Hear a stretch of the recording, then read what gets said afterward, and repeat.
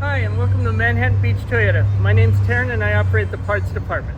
Today we'll be showing you how to change your wiper blades, the inserts, if you have this style of blade. Alright, on this one, you're going to notice a button here that you'll push to remove it. Once you depress that, push forward, and it'll come right out. Return the arm back to its original position so it doesn't damage the glass. And once you have it off, you just back off the rubber insert and pull it out gently. There we go.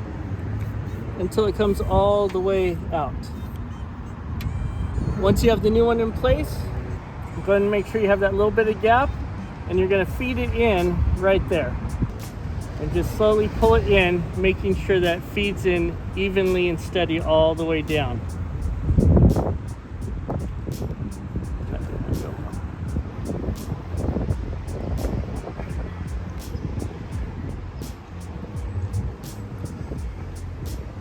Pull it in, make sure it's all tucked up, everything's back in place, nice uniform to it, and now we can reinstall it back in.